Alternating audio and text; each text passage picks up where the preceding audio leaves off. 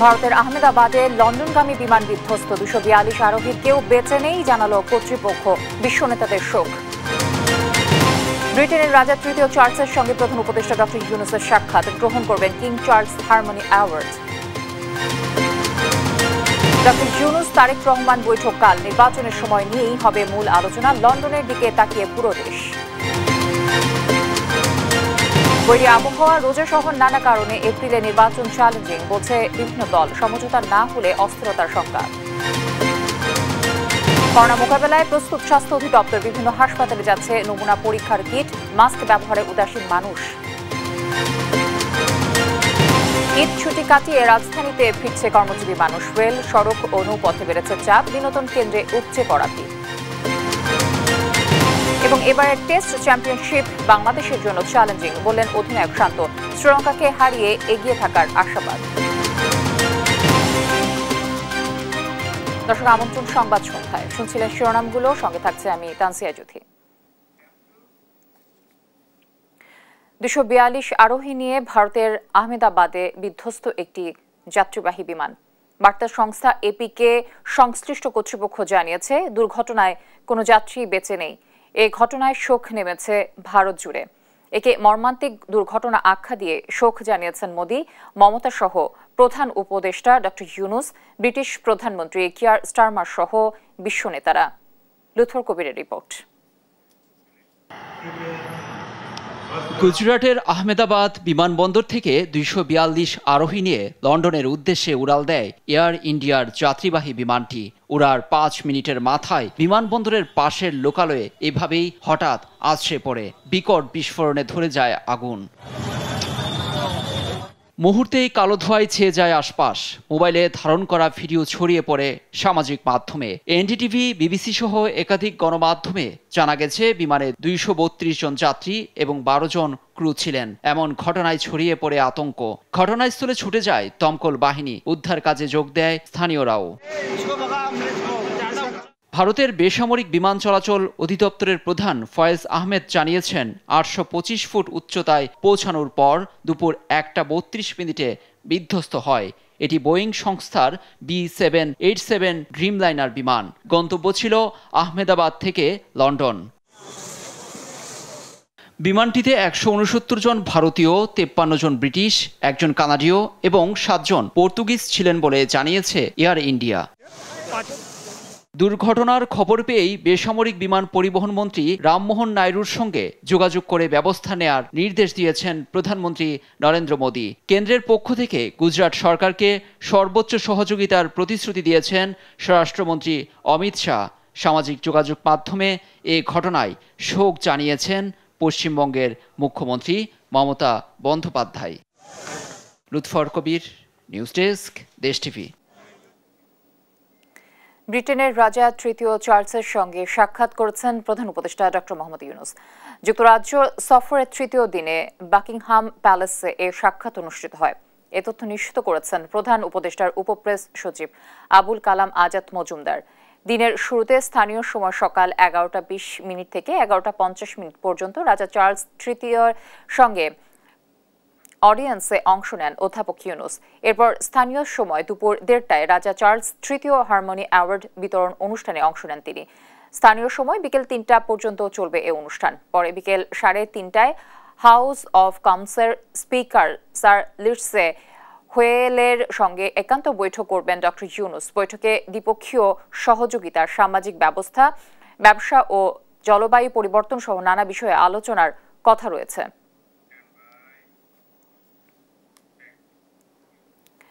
কাল high voltage London বৈঠকে মিলিত হচ্ছেন ডক্টর ইউনুস ও তারেক রহমান। বিশ্লেষকরা বলছেন, ঐতিহাসিক এ বৈঠকে আগামী জাতীয় নির্বাচনের সময় নিয়েই মূল আলোচনা হবে। গণতন্ত্রের সূতিকাগার যুক্তরাজ্যে এ বৈঠক থেকেই বাংলাদেশের গণতন্ত্রে উত্তরণের দুয়ার খুলবে। রাজনীতিতে আসবে সুবাতাস, সূচনা হবে নতুন দিগন্তের। এ বৈঠকের দিকেই তাকিয়ে পুরো দেশবাসী। নাইম আফসানের রিপোর্টে বিস্তারিত। পুরো বাংলাদেশ এখন চেয়ে আছে লন্ডনের দিকে। শুক্রবার সকাল 9টায় ডরচেস্টার হোটেলে বসছে হাই ভোল্টেজ মিটিং। মিলিত হবেন বাংলাদেশের সরকারের প্রধান উপদেষ্টা ডক্টর ইউনূস ও বিএনপি ভারপ্রাপ্ত চেয়ারম্যান তারেক রহমান। রাজনীতিবিদ ও বিশ্লেষকরা বলছেন 2 ঘন্টার এই বৈঠকে মূল আলোচনা হবে আগামী নির্বাচনের সময়সূচি নিয়ে। ডক্টর ইউনূস এপ্রিলের প্রথমার্ধে দেশে জাতীয় নির্বাচন করার যে ঘোষণা দিয়েছেন তাতে আপত্তি প্রধান দল বিএনপির। লন্ডন বৈঠকেই এই সমস্যার সমাধান হবে, নিষ্পত্তি হবে সব সংকটের, এমন আশা বিএনপির স্থায়ী কমিটির সদস্য সালাউদ্দিন আহমেদের। তিনি মনে করেন বৈঠকটি হবে জাতির জন্য দিক নির্দেশনামূলক। আমি বিশ্বাস করি মাননীয় প্রধান উপদেষ্টার সাথে আমাদের নেতা জনাব তারেক রহমানের বৈঠকটি একটি দিক নির্দেশনামূলক এবং জাতির টার্নিং পয়েন্ট হিসেবে বিবেচিত হবে, কারণ এই বৈঠকেই অনেক কিছুই দুইজনের মধ্যে আলাপ আলোচনার মধ্য দিয়ে জাতীয় ইস্যুগুলো নিষ্পত্তি করা সম্ভব হবে। সরকারের পক্ষ থেকে আয়োজন করা লন্ডন বৈঠক ফলপ্রসূ হবে বলে আশা করছেন দুই পক্ষই। এই বৈঠকেই বিএনপির সঙ্গে সরকারের সব মতপার্থক্য ও দূরত্ব কেটে যাবে বলে আশায় বুক বেঁধেছেন দেশের মানুষ। বিএনপির নেতা আমির খসরু লন্ডনে গেছেন। জানা গেছে বৈঠকের ব্যাপারে তিনি তারেক রহমানকে সহযোগিতা করবেন, তবে ডক্টর ইউনূস তারেক রহমানের বৈঠকে থাকবেন না তিনি। মূল বৈঠকটি হবে 1-to-1। রাজনৈতিক বিশ্লেষকরা বলছেন বৈঠক ঘিরে দুই পক্ষেই ছাড় দেওয়ার মানসিকতা ফুটে উঠেছে, আর তাহলে সব টানাপড়ন দূর হবে, কেটে যাবে আস্থার সংকট। লন্ডন বৈঠকেই খুলে যেতে পারে জাতীয় ঐক্যের দরজা। 4 দিনের রাষ্ট্রীয় সফরে লন্ডনে ব্যস্ত সময় কাটাচ্ছেন প্রধান উপদেষ্টা ডক্টর ইউনূস। হাই ভোল্টেজ বৈঠকটি হবে যে হোটেলে, সেই ডরচেস্টার হোটেলেই উঠেছেন ডক্টর ইউনূস। নাইম আফসান, দেশ টিভি, ঢাকা। প্রধান উপদেষ্টা ডক্টর মোহাম্মদ ইউনূসের সঙ্গে বিএনপি ভারপ্রাপ্ত চেয়ারম্যান তারেক রহমানের বৈঠক নিয়ে যারা অপপ্রচার চালাচ্ছে তা এক ধরনের বাতুলতা বলে মন্তব্য করেছেন দলটির সিনিয়র যুগ্ম মহাসচিব রুহুল কবির রিজভী। সকালে বিএনপির কেন্দ্রীয় কার্যালয়ে সাংবাদিকদের সঙ্গে আলাপকালে তিনি একথা বলেন। তার আশা এই বৈঠক আগামী নির্বাচন, সংস্কার ও গণতন্ত্রকে সামনের দিকে এগিয়ে নিতে গুরুত্বপূর্ণ ভূমিকা পালন করবে। এতে জনগণের প্রত্যাশা পূরণ হবে উল্লেখ করে দলের পক্ষ থেকে বৈঠকের সাফল্য কামনা করেন। এ সময় উন্নয়নের নামে আওয়ামী লীগ নেতাদের লুটপাট করা, অর্থ বিদেশে পাচারের বিষয়টি আড়াল করতে নানা ষড়যন্ত্র হচ্ছে বলে অভিযোগও করেন রিজভী।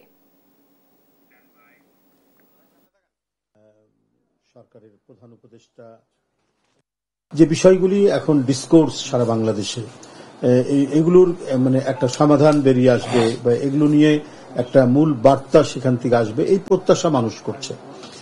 তো আমাদেরও সেই প্রত্যাশা। এটা খুবই উচ্চ পর্যায়ের একটি বৈঠক। বিএনপির ভারপ্রাপ্ত চেয়ারম্যান তারেক রহমানের দেশে ফেরা নিয়ে বাধা নেই, যে কোনো সময় তিনি ফিরতে পারেন, জানালেন স্বরাষ্ট্র উপদেষ্টা জাহাঙ্গীর আলম চৌধুরী। বৃহস্পতিবার সকালে গাজীপুরের শালনা হাইওয়ে থানা ও ব্যারাক পরিদর্শন শেষে সাংবাদিকদের প্রশ্নের জবাবে কথা বলেন তিনি। পুশ ইন প্রসঙ্গে উপদেষ্টা বলেন, সঠিক প্রক্রিয়া ও চ্যানেল না মেনে অমানবিকভাবে তাদের ঠেলে দেওয়া হচ্ছে। নজরুল ইসলামের তথ্য ও ছবিতে আরও জানাচ্ছেন আব্দুল্লাহ আল মারুফ।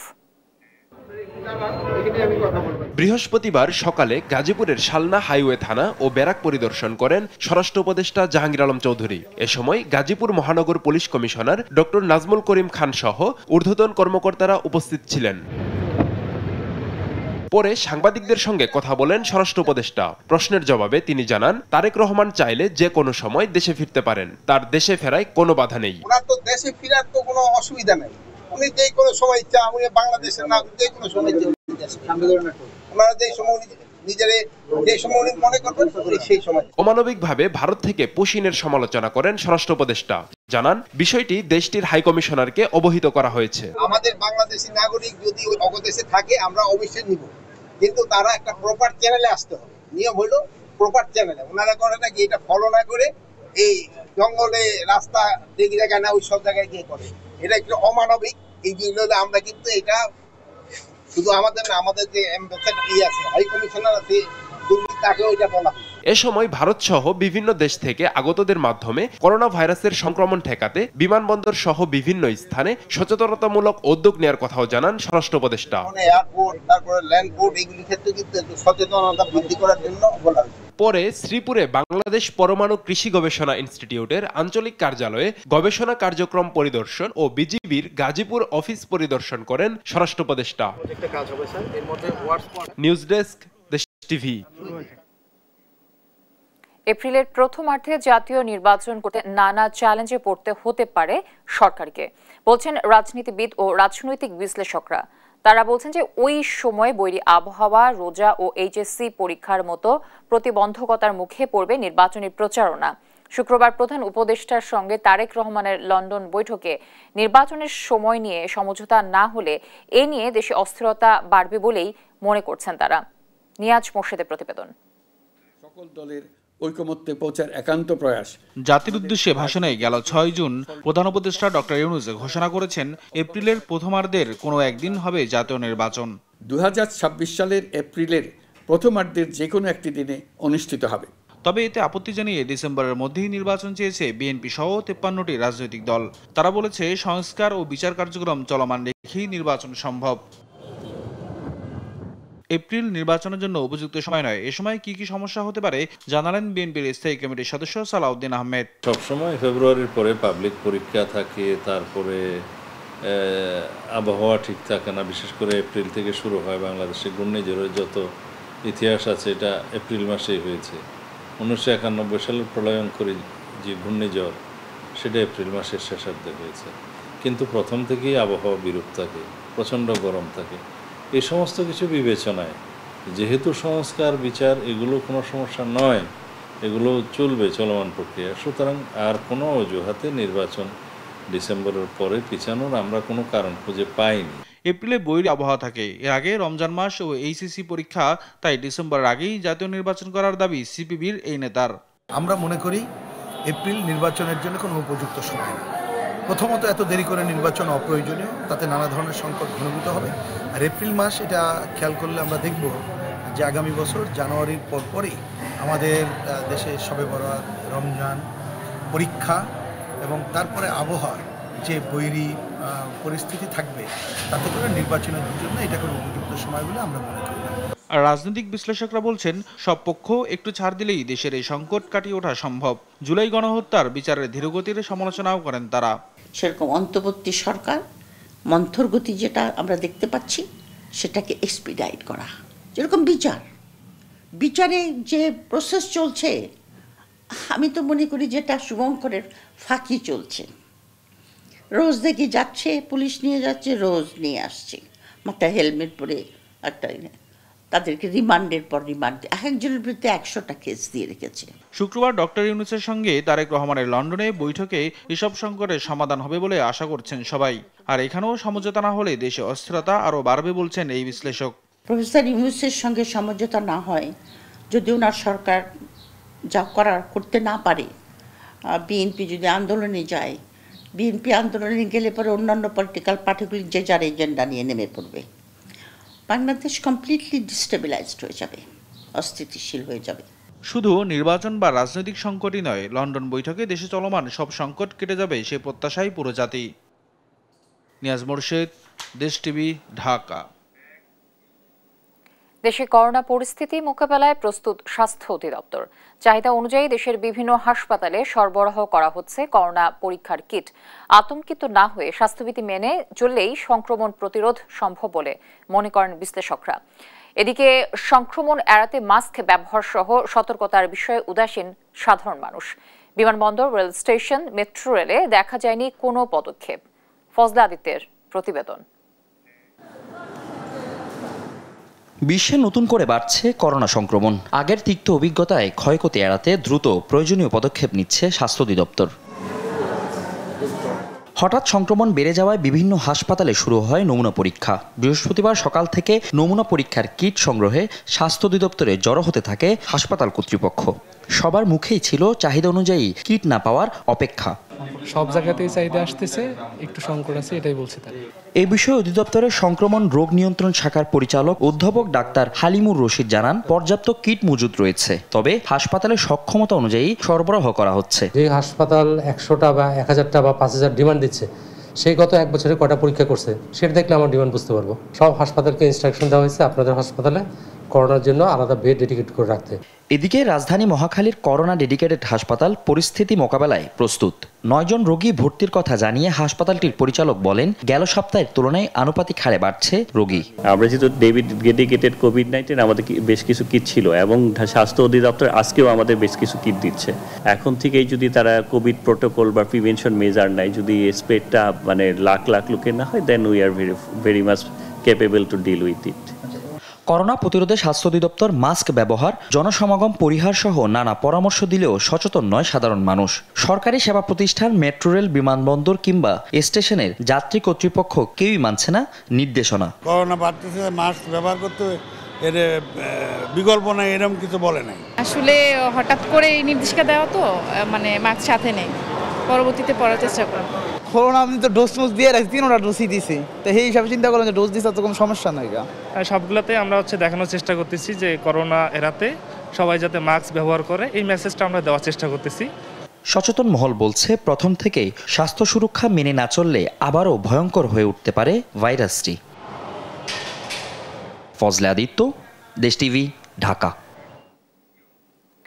পবিত্র হজের আনুষ্ঠানিকতা শেষে তৃতীয় দিনেও দেশে ফিরছেন হাজিরা। বৃহস্পতিবার 11টি ফ্লাইটে 2800 হজযাত্রী আসবেন দেশে। এবার ভোগান্তি ছাড়া হজের সব আনুষ্ঠানিকতা পালন করতে পেরে সন্তোষ জানান হাজিরা। ফাহিম ইউসুফের রিপোর্ট, জানাচ্ছেন ইউসুফ ভুঁইয়া। 10 জিলহজ জামারাতে পাথর নিক্ষেপের মাধ্যমে শেষ হয়েছে পবিত্র হজের আনুষ্ঠানিকতা। এরপরেই দেশে ফিরতে শুরু করেছে হাজিরা। ফিরতি যাত্রায় তৃতীয় দিনে হযরত শাহজালাল বিমানবন্দরে অপেক্ষা করতে দেখা যায় স্বজনদের। দীর্ঘ অপেক্ষা শেষে বিমানবন্দরের দ্বিতীয় টার্মিনাল দিয়ে বের হন হাজিরা। এ সময় স্বজনদের কাছে পেয়ে আলিঙ্গন করেন তারা। বৃহস্পতিবার 11টি ফ্লাইটে 2800 হজযাত্রী দেশে আসবে। হাজিদের সর্বোচ্চ সেবা দিতে আলাদা ইমিগ্রেশন কাউন্টার ও টার্মিনাল ব্যবহার করা হচ্ছে বলে জানান বিমানবন্দরের নির্বাহী পরিচালক group captain SM Ragib Samad. এবছর কোনো ভোগান্তি ছাড়াই হজের সব আনুষ্ঠানিকতা শেষ হওয়ায় সন্তোষ জানান হাজিরা। আসা যাওয়া প্লেনে কোনো সমস্যা হয় নাই, আলহামদুলিল্লাহ ভালো। যাওয়ার পথে ঝামেলা হয়নি, যা গেছিও স্মুথলি, আসছিও স্মুথলি, কাজ করছি অত্যন্ত সুন্দরভাবে। আগে থেকে হজ সিস্টেম ম্যানেজমেন্ট সবকিছু ভালো ছিল, আলহামদুলিল্লাহ খুব ভালো ছিল। আমরা চেষ্টা করছি এবং কমপ্লেনও বেশি ছিল না, বহুত সুষ্ঠুভাবে সম্পন্ন হয়েছে। এবার হজযাত্রী পরিবহন করছে বাংলাদেশ বিমান ছাড়াও সৌদি আরবের 2টি এয়ারলাইন্স। 10 জুন থেকে শুরু হওয়া এই ফিরতি ফ্লাইট চলবে 10 জুলাই পর্যন্ত। ইউসুফ ভুঁইয়া, দেশ টিভি, ঢাকা। দেখছেন সংবাদ সন্ধ্যা। সড়ক, রেল ও নৌপথে বেড়েছে ঈদ শেষে কর্মস্থলে ফেরা মানুষের চাপ। রেলযাত্রা স্বস্তির হলেও সড়কপথে বাড়তি ভাড়া আদায়ের অভিযোগ করেন যাত্রীরা। এদিকে সদরঘাট দিয়ে লঞ্চে স্বস্তিতে ঢাকায় ফিরছে দক্ষিণাঞ্চলের মানুষ। নৌপথে বাড়তি ভাড়া আদায়ের জন্য সরকারের নজরদারির অভাবকেই দুষছেন যাত্রীরা। সাবরিনা মজুমদারের প্রতিবেদন। হাতে লাগেজ, চোখে ক্লান্তি, পরিবারের সাথে ঈদের আনন্দ আর গ্রামের স্মৃতি বুকে নিয়ে তিলোত্তমা নগরীতে ফিরতে শুরু করেছে মানুষ। কর্মের তাগিদে আবারও ছুটতে হচ্ছে কর্মব্যস্ত নগর জীবনে। বৃহস্পতিবার সকাল থেকে কমলাপুর রেলওয়ে স্টেশনের বিভিন্ন গন্তব্যের ট্রেন এসে থামে। ছুটি শেষ হয়ে আসায় অনেকেই ফিরছেন রাজধানীতে। ফিরতি যাত্রা সার্বিকভাবে স্বস্তিদায়ক বলছেন যাত্রীরা। ট্রেনটা ছাড়ছে তো কোনো ভোগান্তি হয় নাই। লোকাল যাত্রী ওইভাবে ওঠেনি, সবাই সিটেই উঠেছে, আলহামদুলিল্লাহ নিরাপদে আসতে পেরেছি। লম্বা ছুটি থাকায় অনেকেই ঢাকায় ঈদ করে এখনো যাচ্ছেন বাড়ি কিংবা বেড়াতে ছুটছেন ঢাকার বাহিরে। অনেকদিন আমরা ছুটি পেয়েছি, সেই কারণে আমি আমার ফ্যামিলির সাথে ঘুরতে যাচ্ছি। আমি ঈদে ঘুরতে যাচ্ছি, আমার খুব ভালো লাগছে। আমরা এখন বেড়াতে যাচ্ছি আমার ফুফুর বাসায়। একই চিত্র বাস টার্মিনালগুলোতেও। যাত্রীরা ফিরছেন কুড়িগ্রাম, বরিশাল, ময়মনসিংহ, গোপালগঞ্জ সহ দেশের নানা প্রান্ত থেকে। বাড়ি ফেরা যাত্রীদের কিছুটা চাপের সুযোগে বাড়তি ভাড়া আদায় করতে দেখা গেছে 21 এক্সপ্রেস সহ কয়েকটি পরিবহনকে। তাই স্বীকার করে পরিবহন সংশ্লিষ্টরা বলছেন ঈদ উপলক্ষে বাড়তি ভাড়া আদায় করছেন তারা। আমরা এদিক থেকে যাত্রী পাচ্ছি না, ওদিক থেকে যাত্রী আসছে, এই জন্য আমরা 50 টাকা বাড়তি নিয়েছি। বাড়তি ভাড়ায় যে 50 টাকা করে বেশি নিচ্ছে সবার কাছ থেকে। ঈদের সময় নর্মালি ভাড়া থাকে হচ্ছে 300 টাকা দোয়াবাঙ্গা থেকে ঢাকায়, আর ঈদের সময় হচ্ছে তারা 100 টাকা বেশি নেয়। এদিকে দেশের দক্ষিণাঞ্চলের জেলাগুলো থেকে লঞ্চ যোগে ঢাকায় ফেরা যাত্রীর চাপ বেড়েছে। সদরঘাটে নৌযাত্রা ব্যবস্থাপনা যাত্রীরা সন্তোষ জানালেও রয়েছে বাড়তি ভাড়া আদায়ের অভিযোগ। টিকিটের ভাড়াটা একটু বেশি লিছে, 250 টাকা টিকিট লিছেন, আর এমনি মানে খুব চাপ বেশি, এটার জন্য একটু দেরি করে আইছে লঞ্চ। সুরক্ষিত থেকে লঞ্চে আসছি, ওখানে টাইম মতোই ছাড়ছে এবং ঠিক টাইম মতো গিয়ে পৌঁছেছে, এরকম কোনো ঝামেলা হয় নাই। তবে করোনা ভাইরাসের সংক্রমণ বাড়ায় ঈদের ফিরতি যাত্রায় মাস্ক পরার অনুরোধ জানানো হলেও কম সংখ্যক যাত্রী মানে নির্দেশনা। সাবিনা মজুমদার, দেশ টিভি, ঢাকা। ঈদের ছুটি কাটিয়ে রাজধানীতে ফিরছে কর্মজীবী মানুষ। এতে মহাসড়কে যানবাহন বাড়লেও চাপ সৃষ্টি হয়নি। তবে লঞ্চে রয়েছে রাজধানীমুখী যাত্রীর চাপ, যেখানে বাড়তি ভাড়া আদায়ের অভিযোগ বাড়ছে। যাত্রী নিরাপত্তায় তৎপর আইনশৃঙ্খলা বাহিনী। সহকর্মীদের পাঠানো তথ্য ও ছবিতে সালমা জাহানের রিপোর্ট। প্রিয়জনদের সাথে ঈদুল আজহা উদযাপন শেষে চাঁদপুর থেকে লঞ্চযোগে রাজধানীতে ফিরছে কর্মজীবী মানুষ। কোনো ভোগান্তি ছাড়াই স্বস্তিতে ফিরছে লঞ্চ যাত্রীরা। স্বাচ্ছন্দ্যবোধে ফিরে যাচ্ছি, কোনো কষ্ট হচ্ছে না, সুন্দরভাবে আসা যাওয়া যায়, বসা যায়, ঘোরাফেরা করা যাওয়া যায়, এই জন্য লঞ্চে যাওয়া।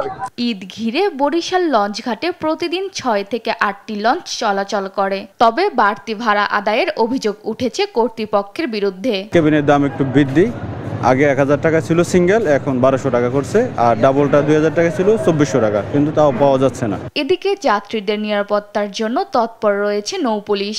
এই কন্ট্রোল রুমের থেকে আমরা সর্বক্ষণিক 15 থেকে 20 জন লোক ডিউটি করছি। ডিউটিতে আমরা সবসময় টহলে আছি। ঈদের ছুটি শেষ না হতেই দক্ষিণ পশ্চিমের 21 জেলার মানুষ পদ্মা সেতু হয়ে ফিরছে ঢাকা। যানজট না থাকায় সবাই ফিরছেন স্বস্তিতে। তবে দ্বিগুণ ভাড়া আদায়ের অভিযোগ যাত্রীদের। ওইরকম কোনো ভোগান্তি হয় নাই, আগে যেরকম একটা গাড়ির চাপ থাকতো, কোনো যানজট হইতে এরকম কোনো কিছু হয় নাই। ঠিক অনেক জায়গায় সেনাবাহিনী যে কাজগুলো করছে ঠিক আছে, কিন্তু আসলে আমাদের এখানে আমরা আসার সময় এরকম কোনো সুবিধা পাইনি। কারণ হচ্ছে যেখানে আমাদের ভাড়া ছিল হচ্ছে গিয়ে 200 টাকা, সেখানে ভাড়া নিচ্ছে 400 টাকা। গাজীপুরের ঢাকা টাঙ্গাইল ও ঢাকা ময়মনসিংহ মহাসড়কের কোথাও নেই যানবাহনের চাপ। নির্বিঘ্নে গন্তব্যে ফিরছেন যাত্রীরা। কোনো জাম নাই, রাস্তা ক্লিয়ার আছে। দিনাজপুর থেকে সুন্দরভাবে আমি আসতে পারছি। ছুটির শেষ মুহূর্তের চাপ এড়াতে আগেই কর্মস্থলের পথে ফিরছে পিরোজপুরবাসী। তবে যারা অগ্রিম টিকিট কাটেননি তাদের পড়তে হয়েছে কিছুটা বিড়ম্বনায়। ছুটি দীর্ঘ 10 দিনের, তো এর ভিতরে আমরা এর আগেই চলে যাচ্ছি একটু আরামে এসে যাওয়ার জন্য। এখন আসছে রানিংয়ে, তাদের একটু টিকিটে পাইতে সমস্যা হইতেছে, আর আমাদের আগের যেটা ভাড়া ওইটাই এক ভাড়া। নারায়ণগঞ্জের ঢাকা চট্টগ্রাম মহাসড়কে নেই যানজট। মহাসড়কের শৃঙ্খলা ও যাত্রীদের নিরাপত্তা নিশ্চিতে কাজ করছে হাইওয়ে পুলিশ। সালমা জাহান, নিউজ ডেস্ক, দেশ টিভি। ঈদের ছুটিতে পর্যটকে মুখর কক্সবাজার। কানায় কানায় পূর্ণ সৈকতের বালিয়াড়ি।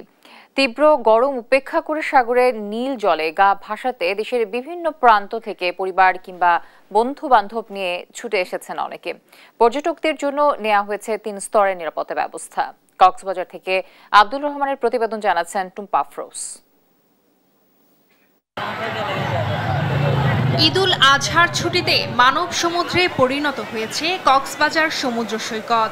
লোকে লোকারণ্য সৈকতের কলাতলি, সুগন্ধা, লাবণী সহ সবকটি পয়েন্ট। কেউ পরিবার, আবার কেউ বন্ধুদের সাথে দেশের বিভিন্ন প্রান্ত থেকে ছুটে এসেছেন। ঘুরতে আসা পর্যটকদের কেউ ঘোড়ায়, কেউ বিচ বাইক, কেউ জেট স্কিতে চড়ে আনন্দে মেতেছেন। অনেকে বিস্তৃত বালিয়াড়িতে ঘুরে উপভোগ করছেন সাগরের অপার সৌন্দর্য। মোবাইল ও ক্যামেরায় প্রিয় স্মৃতি ধারণ করছেন অনেকে। তবে গরমে অধিকাংশ পর্যটকই স্বস্তি খুঁজতে সাগরের নোনা জলে নামছেন। আমরা রাজশাহী থেকে আসছি, কক্সবাজার এসে আমাদের অনেক অনেক ভালো লাগতেছে। ফিলিংসটা মানে বলে বোঝাতে পারবো না, এত ভালো লাগতেছে। ঈদের পরে এখানে আমরা 3 দিন যাবত আছি, অনেক মজা হইতেছে। আমরা প্রায় 20 জন আসছি। গভীর নিম্নচাপে টানা বৃষ্টিতে ব্যবসায়ীদের পর্যটক সংখ্যা থাকলেও রৌদ্রোজ্জ্বল ঈদের ছুটিতে ধারণার চেয়েও বেশি পর্যটক আসায় কক্সবাজারে প্রাণ ফিরেছে। সেই সঙ্গে স্বস্তির সুবাতাস বইছে পর্যটন সংশ্লিষ্ট ব্যবসায়ীদের মাঝে। 2 দিন যাবত কক্সবাজারে আছি, অনেক মজা করতেছি। আমার পরিবারের প্রায় 21 জন সদস্য আমরা আসছি সবাই। বিচে এসে গোসল করতেছি, খুবই ভালো লাগছে। প্রকৃতি খুব সুন্দর, হাজার হাজার মানুষ সবাই একসাথে এনজয় করতেছি। এদিকে জ্যৈষ্ঠের খরতাপে উষ্ণতার সাথে বাড়ছে সূর্যের প্রখরতাও। আর এই সময়টায় সৈকতের নোনা জলে গা ভাসিয়ে দারুণ উচ্ছ্বসিত পর্যটকরা। তবে তাদের নিয়ন্ত্রণে বেশ হিমশিম খাচ্ছেন লাইফগার্ড কর্মীরা। যেখানে সেখানে পর্যটকরা নেমে যাচ্ছে, তার মধ্যে অনেকগুলো ইনসিডেন্ট হয়েছে আমাদের সমুদ্র সৈকতে। তো আমরা লাইফগার্ডরা সার্বক্ষণিক 3টা বিচের নির্দিষ্ট একটা এরিয়াতে দায়িত্ব পালন করি এবং আমাদের লাইফগার্ড সংকট রয়েছে, ইকুইপমেন্ট সংকট রয়েছে। তবে পর্যটকদের হয়রানি রোধে কাজ করছেন বলে জানায় ট্যুরিস্ট পুলিশ। ঈদুল আজহার ছুটি আরও 4 দিন বাকি থাকলেও ঈদের 3য় দিন শেষে ফিরতে শুরু করেছেন কর্মজীবী মানুষ। নিউজ ডেস্ক, দেশ টিভি। দেখছেন সংবাদ সন্ধ্যা। টানা 58 দিনের নিষেধাজ্ঞা শেষে বুধবার মধ্যরাত থেকে সাগরে মাছ ধরা শুরু হয়েছে। অবরোধ সফল হওয়ায় সাগরে বেড়েছে মাছের উৎপাদন। এতে সমুদ্রগামী জেলেদের মধ্যে উৎসব বিরাজ করছে। সহকর্মীদের পাঠানো তথ্য ছবিতে সালমা জাহানের রিপোর্ট। মাছের বংশ বিস্তার, বেড়ে ওঠা ও টেকসই আহরণের লক্ষ্যে সরকার ঘোষিত বঙ্গোপসাগরে সব ধরনের মাছ ধরার উপর 58 দিনের নিষেধাজ্ঞা শেষ হয়েছে। বুধবার মধ্যরাত থেকে সমুদ্রে মাছ আহরণ শুরু করেছেন উপকূলীয় জেলেরা। দীর্ঘদিন পর কর্মচাঞ্চল্য ফিরে এসেছে ভোলার মৎস্য অবতরণ কেন্দ্র ও জেলে পল্লীগুলোতে। তাদের অনেকে জাল, খাবার ও প্রয়োজনীয় সরঞ্জাম নিয়ে মাছ ধরার উদ্দেশ্যে রওনা দিচ্ছেন। বরগুনা জেলে পল্লীতেও বইছে আনন্দের বাতাস। এবছরই প্রথম ভারতের সঙ্গে মিল রেখে অবরোধ দেয় সাগরে নামার সঙ্গে সঙ্গে প্রচুর পরিমাণে মাছ ধরা পড়বে বলে আশা করছেন জেলেরা। আশা করি যে এবছর ইনশাল্লাহ মাছ পাবো। ধরেন আগে তো অবরোধ দেশে ভারতের বোটগুলো নামিয়ে বাংলাদেশে এদিকে ঢুকে মাছগুলো মারছে। এবছর তো আর এইটা পারে নাই। একই সাথে আমরা সবাই নামতে পারলে ইনশাল্লাহ আমরা মাছ পাবো। আশা করি যে এবছর আল্লাহ মাছ পোনার দেবে।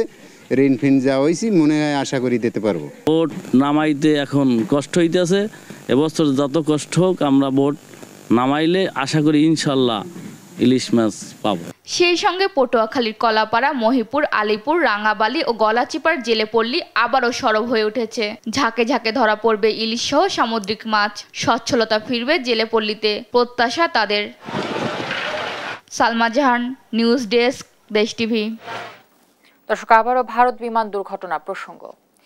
এই প্রথম বোয়িং 787 মডেলের বিমান বিধ্বস্ত হলো। ভারতের আহমেদাবাদের এই দুর্ঘটনায় প্রাণ গেল 242 আরোহীর। 14 বছর আগে চালু এই মডেলটি এ পর্যন্ত 1 বিলিয়ন যাত্রী বহনের মাইল ফলক গড়েছে। এই বহরটি 50 লাখ ফ্লাইট চালিয়েছে এবং 3 কোটিরও বেশি ঘন্টা ফ্লাইট পরিচালনা করেছে। বোয়িং 787 বিধ্বস্তের বিষয়ে তথ্য সংগ্রহ করছে বোয়িং কর্তৃপক্ষ। এইচ হিমেলের প্রতিবেদন। ভারতের আহমেদাবাদের সারদার প্যাটেল বল্লভভাই বিমানবন্দর থেকে যুক্তরাজ্যের গ্যাটউইক বিমানবন্দরের উদ্দেশ্যে উড্ডয়নে কয়েক মিনিটের মধ্যে বিধ্বস্ত হয় বোয়িং 787। বোয়িং কোম্পানি বলছে এই মডেলের বিমান প্রথম এমন দুর্ঘটনার সম্মুখীন হলো।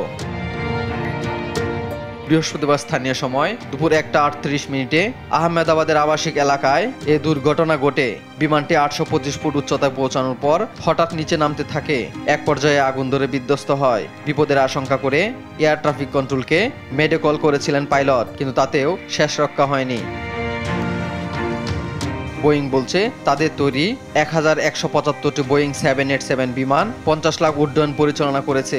আকাশে উড়েছে 3 কোটি ঘন্টা।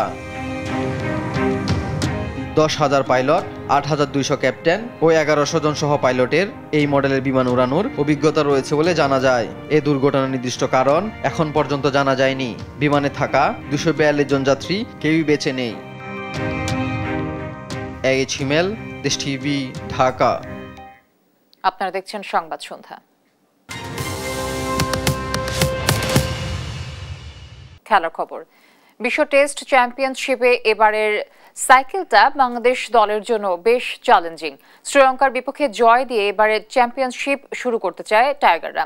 এজন্য টপ ওয়ার্ডার ব্যাটারদের বড় দায়িত্ব পালন করতে হবে।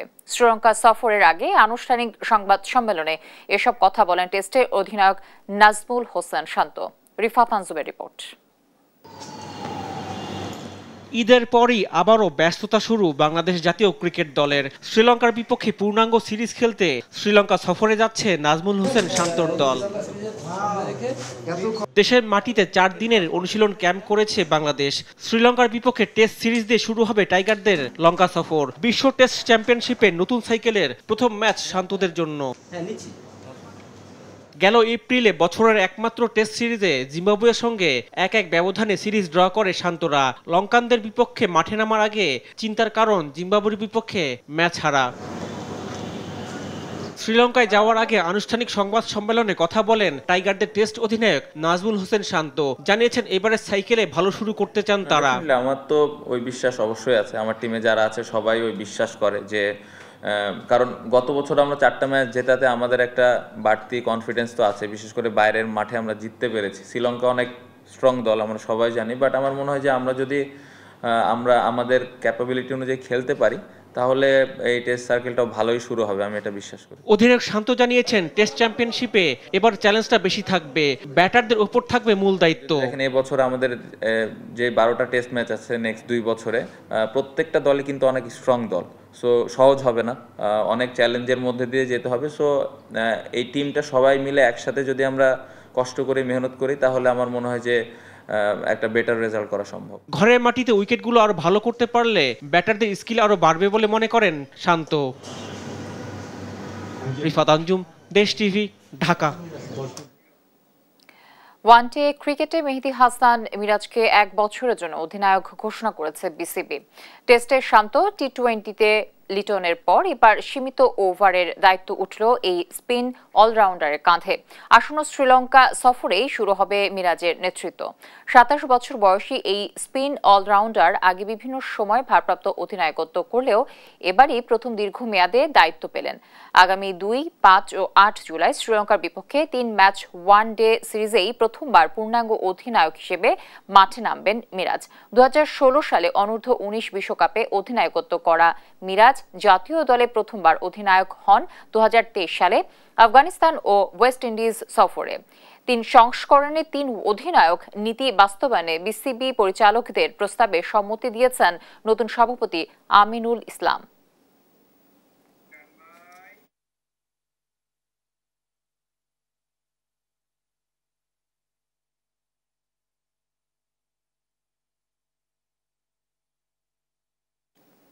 দর্শক, এই ছিল এখনকার সংবাদ সন্ধ্যা। পরে বুলেটিন দেখার আমন্ত্রণ রইল। ধন্যবাদ সবাইকে, সাথে থাকার জন্য।